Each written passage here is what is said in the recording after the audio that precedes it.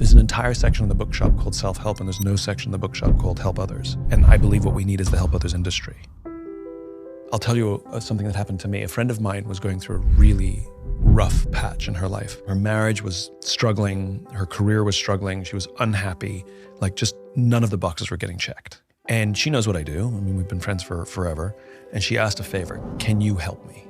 You know, of course, I said.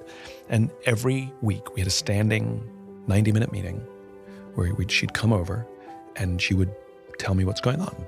And I would give her some advice and I'd point out some patterns and she'd feel fantastic. She would leave on a high and she'd feel amazing for like 2 days. And then it would go right back again. And she'd come back the following week. And this went on for months, 2 days, 3 days, and then back down again. And then it occurred to me, I remember my own work. In Leaders Eat Last, I talk about Alcoholics Anonymous, where they have 12 steps to help an alcoholic beat this disease. Alcoholics Anonymous knows that if you master 11 of the 12 steps, you're gonna probably slide back and succumb to the disease. But if you can master the 12th step as well, you will more likely beat the disease. The 12th step is to help another alcoholic. It's service. And so I remembered my own work and I decided to change things up, right? And so I said to her, look, I love that you come and see me every week and I love helping you every week. But you know, I struggle with things too and I don't have anybody to talk to. Would you be willing to help me? Maybe we can split the time. And she said, of course, yes.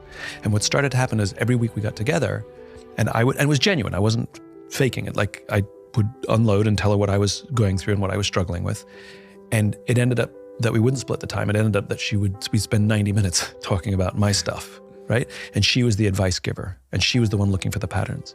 And she would leave on a high and that high would stay until the following week.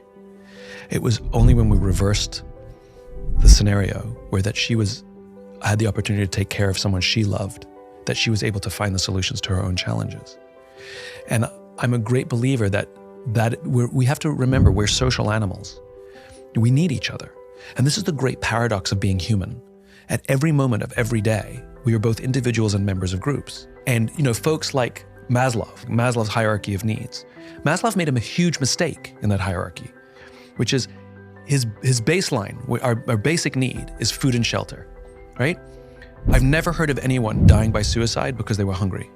I've heard of people dying by suicide because they were lonely, right? And yet social relationships in Maslow's hierarchy is number 3.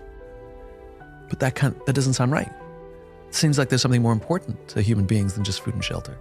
And then the top of the peak is self-actualization, which sounds the most selfish thing in the world. Like, I am so self-actualized that I would literally sit on top of a pyramid and look down at all of you unactualized people, because that's my goal, to be self-actualized. He's half right. The mistake that Maslow made, he only thought of us as individuals. And as individuals, yes, I need food and shelter first, but as a member of a group, I need friends and I need love. And self-actualization is not the thing I'm actually in pursuit of as a member of a group. It's shared actualization that I'm looking for. And unfortunately, for various reasons, which we don't have to go down that rabbit hole, the past 30, 40 years, especially in the West, we have doubled down on individualism. We have doubled down on my own career. We've doubled down at how do I find love? How do I find happiness? We've doubled down on selfishness.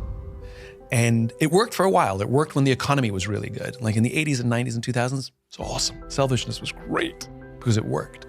But now in a complicated, messy world where the economy isn't great and everything's not roses, all that self-interest is now not working, except we haven't been practicing and developing the skills of taking care of each other. And that's what we need now more than ever.